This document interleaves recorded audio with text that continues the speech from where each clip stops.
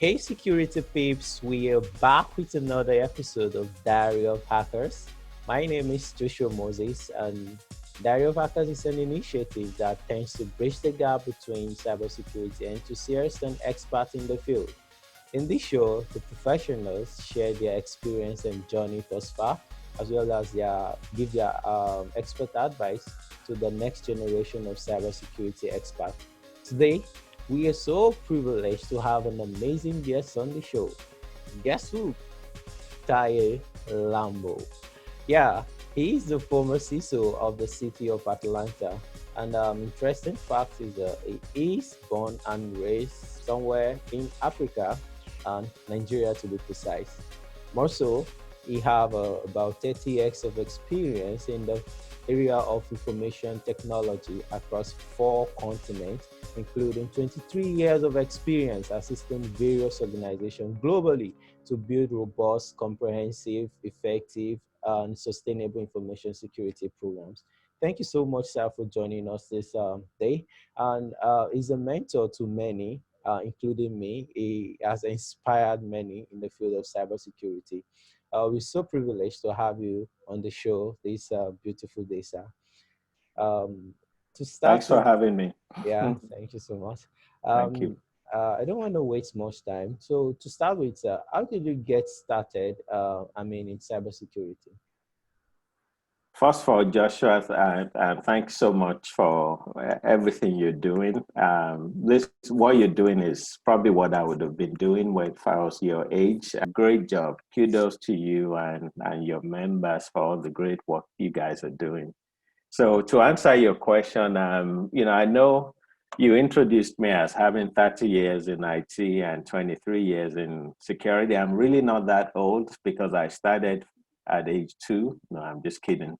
My journey really started as an ethical hacker, what you call a red team, now in 1997.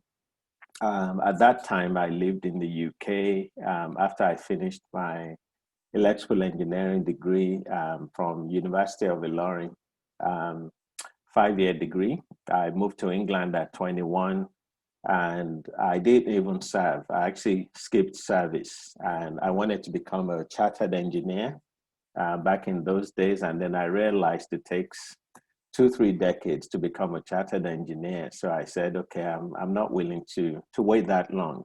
So I actually got into IT. I already had an IT background. I had done what they call IT or 2 industrial trainings called IT internships in Lagos. First one was with JKK in Ilupeju to the UK that I was working on a project as a team lead for a major UK telco, migrating them from Novell, because Novell was one of my skill set back then, to Windows, specifically Windows NT, from a server standpoint. And they had an issue. It was really more of a compliance or policy issue, but that issue required basically hacking into their firewall for them. And that's how I got into cybersecurity. At that time, we called it network security or IT security.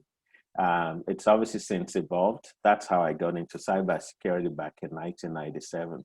At that time, I was in my kind of mid to late 20s.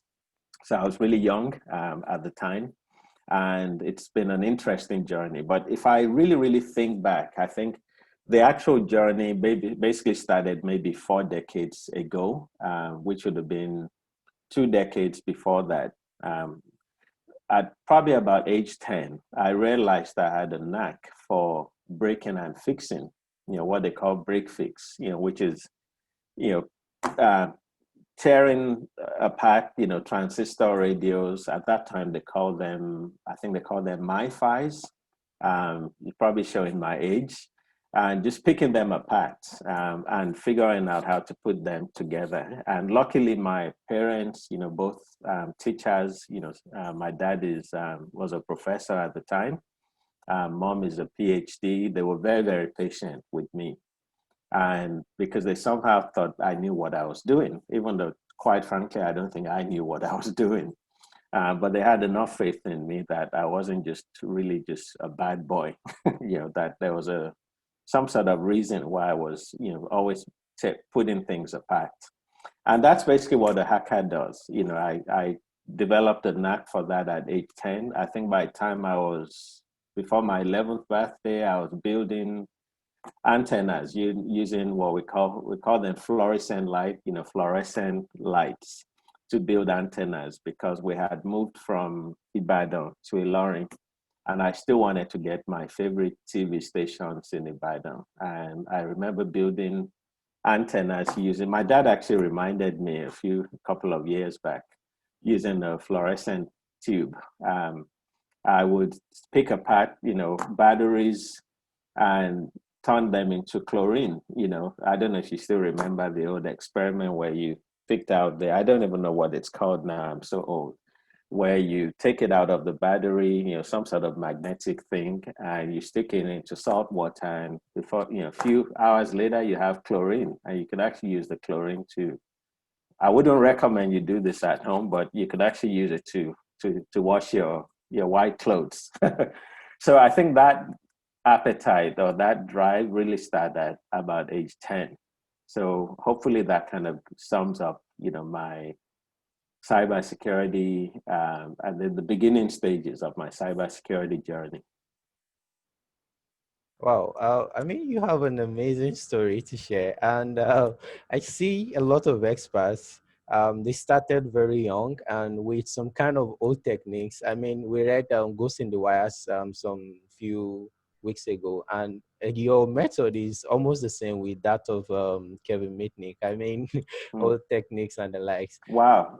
It's good to share one thing in common with Yeah. Kevin. I just don't have the money in the bank that he has. And I didn't go to jail. Yeah, he went to jail a Yeah, lot of times. I mean, yeah, yeah. Yeah, yeah. so a quick one. What qualities should I develop as an enthusiast before breaking into the field of cybersecurity?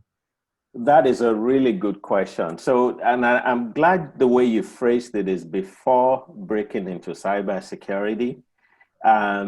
Once you're in, it sucks you in. Mm-hmm. So it's always good to bring those qualities before you actually get in. Because if you're thinking about signing up for a job, it becomes very quickly more than a job. It becomes a passion, it becomes a mission. Sometimes it also feels like a religion because you're constantly preaching cybersecurity to everybody, even people who don't need it, or who don't think they need it. So, yeah, so to answer that question, I would say there are three qualities I always recommend to my mentees. And, you don't have to pay me for this, I'll give you this. So, those three, I call them critical success factors or qualities. The first one, guess what, actually starts with critical. It's called critical thinking. So having a critical thinking mindset, don't just accept what you read, don't accept what other people tell you. Fact find everything, so you always have to constantly challenge the status quo.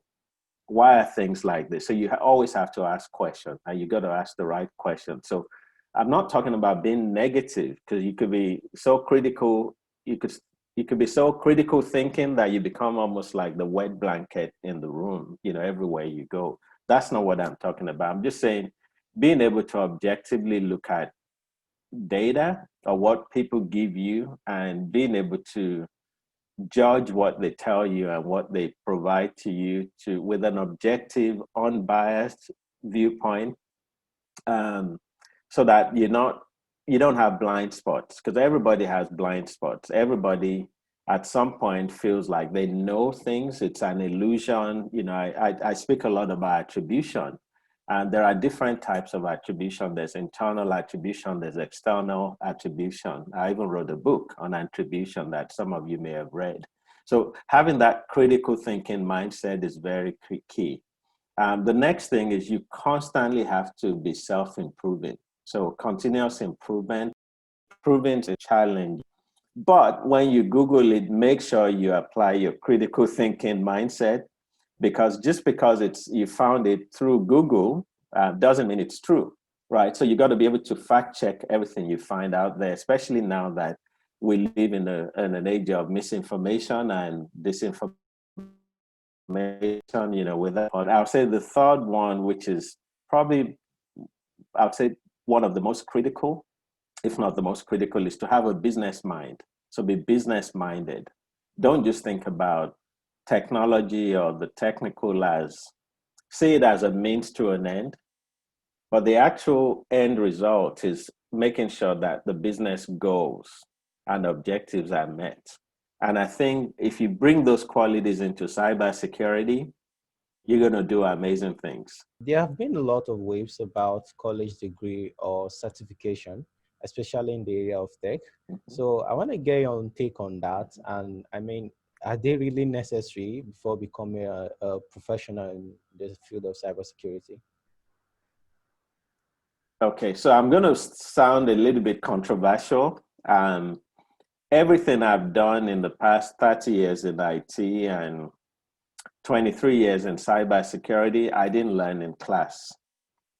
I didn't learn with I value my engineering degree, my 5-year degree. I mean, it shaped me into who I am today. You know, I did a master's in business information systems when I arrived in the UK.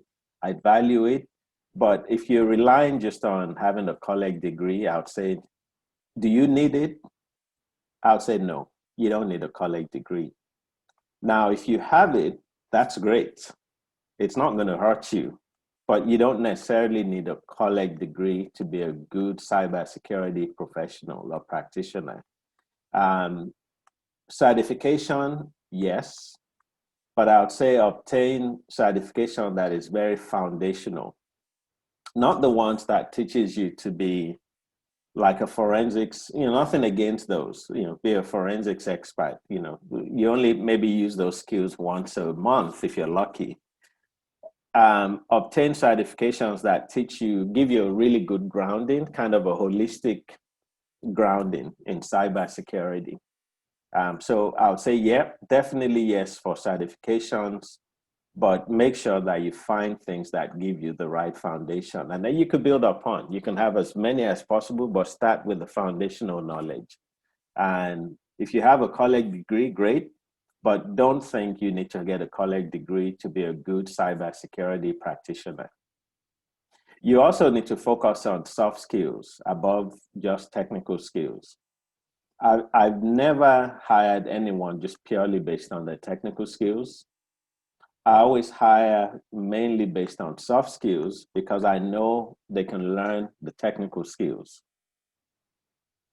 And I've been in the industry this long, even when I was not an executive, I've always hired people based on attitude more than aptitude.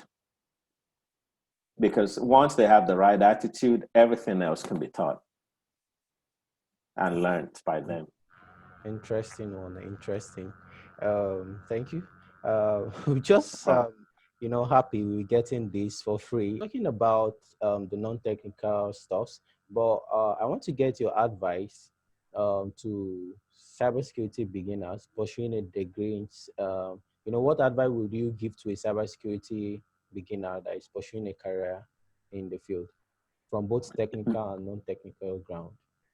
Another amazing question. So these are typically what I look for in either people who approach me for mentoring, or I've already signed them up to be a mentor or mentee through HISP.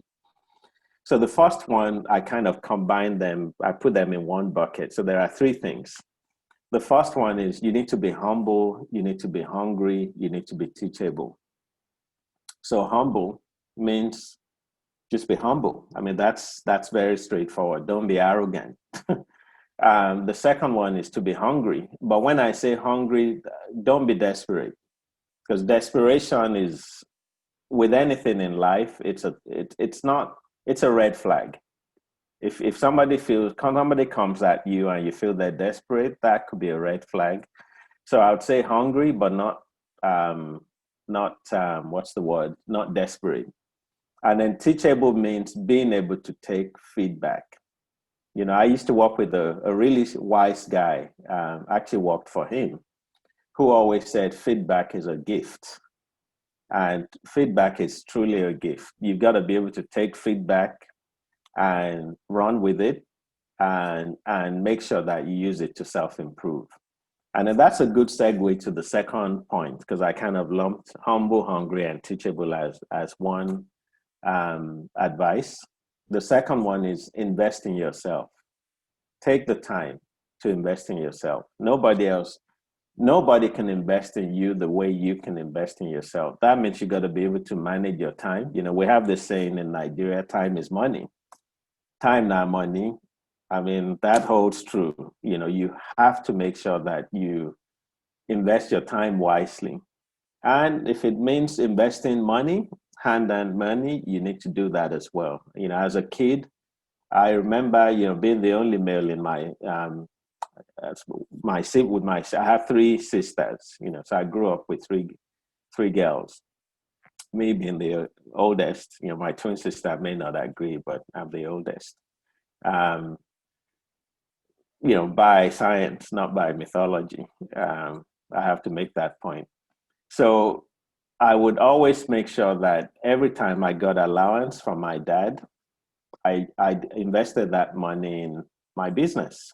And my business was actually a hobby. I like dogs, and I used to raise German Shepherds and Labradors. So I never had one attire. My entire 21 years in Nigeria, actually, when I was a kid, they showed me the photo when I was a kid. I think it was like a 5-year birthday where my sister and I were in Buba.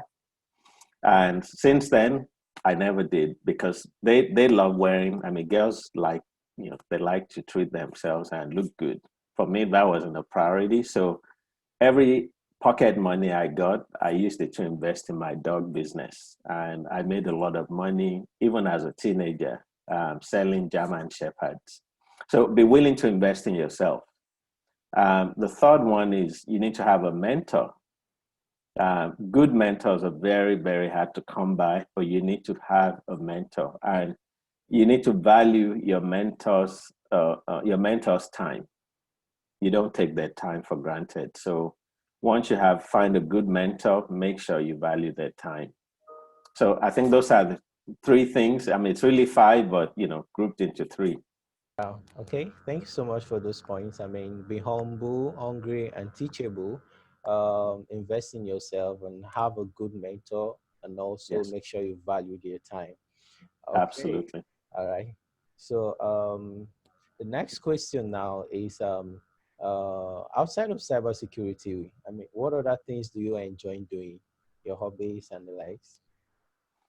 Thank you. That's a good question. I'm a husband, I'm a father, I'm a son, I'm a brother, I'm an uncle. So just spending time with family, you know, whatever that translates to, you know, going out with the family, hanging out with my wife, who's my best friend. Those are the things I really enjoy doing. Pre-COVID, I love traveling, but not for business. Business travel is overrated. It's usually, you know, the staycations, you know, the road trips, you know, the travel. I mean, we haven't done much vacation traveling outside of the US, but we typically do road trips. And I also used to love fishing back in the day, but I just can't find enough time to do that now. But definitely traveling is will probably be on top of the list. But traveling with family definitely is something I really enjoy doing. Okay. All right, sir. Thank you.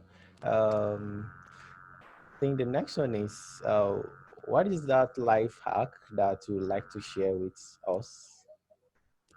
Sure. So the life hack, I would say, seek to use your skills to serve humanity by being a problem solver. So always find ways to use your skills.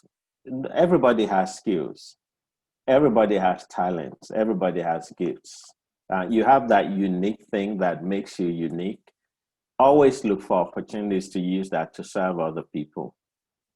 And the only way to do that is to also think, you have to constantly think about, how can I be a solution? How can I not be the problem and actually be the solution? So that's a mindset that I embraced from age 10. And that's why I was able to use my hacking skills even though we didn't call it hacking back then, for good. First of all, I didn't feel I had much of a choice, based on my last name, whether I chose to use it for bad, unless I had to change my last name. But it was a conscious decision that I wanted to be a problem solver, and I didn't want to be a problem myself.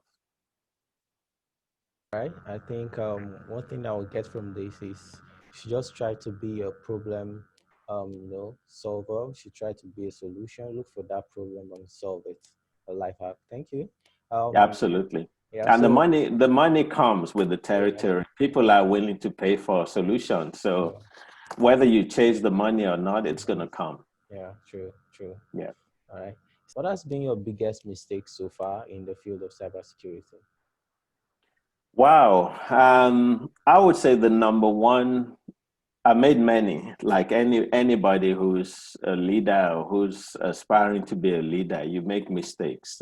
If I knew what I knew now, 23 years or 30 years ago, I'll be in a different place. I would say for me, for specifically in cybersecurity, my first 5 years I was a techie.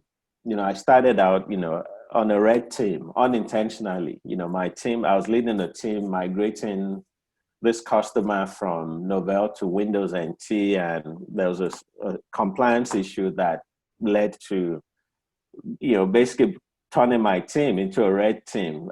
So I would say I spent 5 years being a really good techie.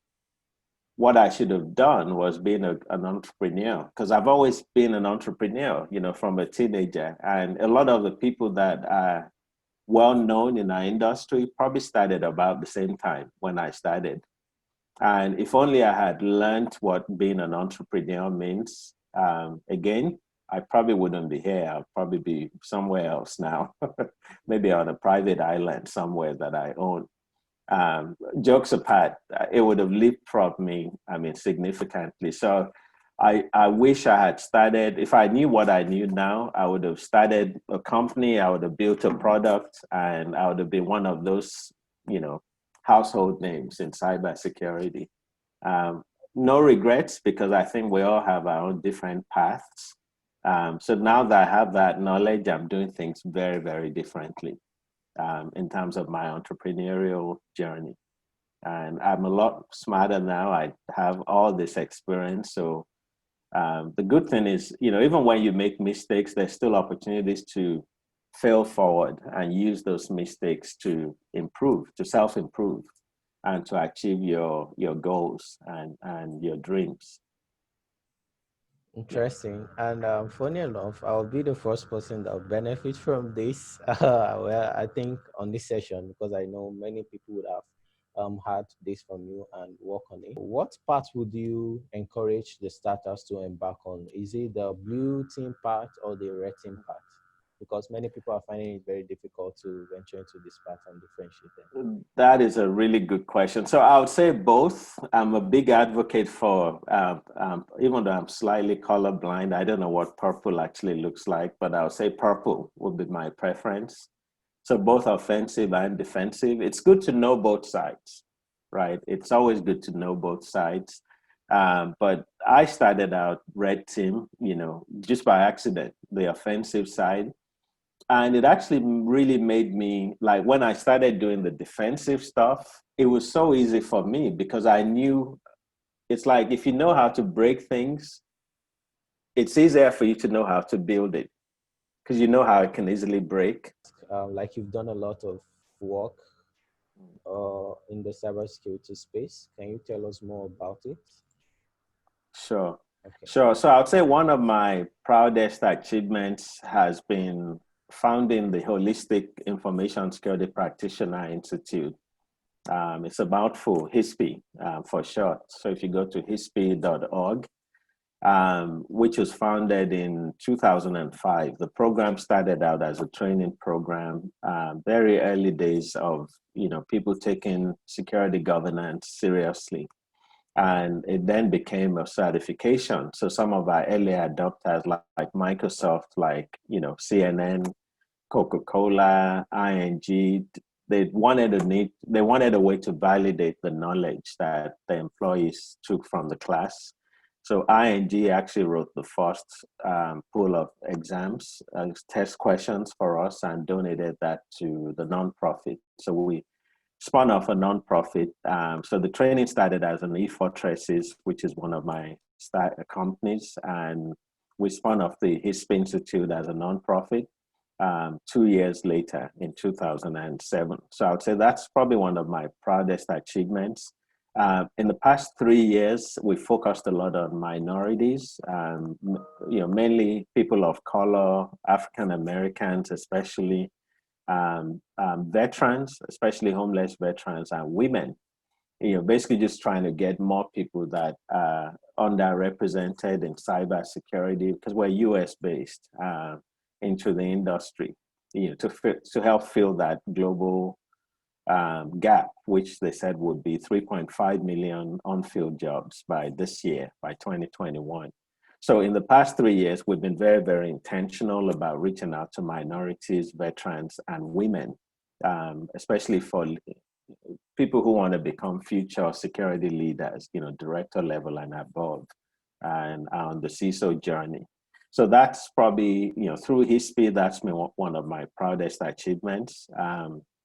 I would say on a personal note, I launched a book called Attribution January of last year, just about a year ago.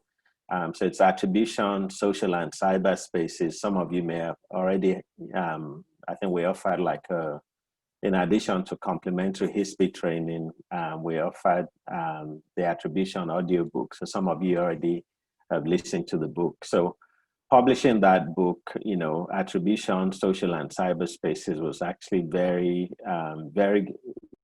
for me, I never wanted to be an author. I actually always resisted being a writer because I come from a family of people in academia, and even though I love them, I never really wanted to be them. I wanted to be an entrepreneur and an inventor. But what this book has done is that it's allowed me to be able to reach to basically you guys, the next generation of cybersecurity leaders. So it's a fictional novella that details 40 weeks in the life of a 14-year-old ninth grader from Atlanta, Georgia. Within 40 weeks, this all happened within 40 weeks, and then becoming a national security threat and surviving a drone attack in a remote location in Montana. So it's a really, really packed book. And the whole idea is to inspire the younger generation to avoid the dark side of social and cyberspaces. So when I say social and cyber, I mean the physical world as well as cyberspace, whether it's the dark web or the deep web or whatever you want to call it. Yeah, but I'm pretty excited about that. And I mean, this book was written for you guys, Yeah. the young generation or the younger generation.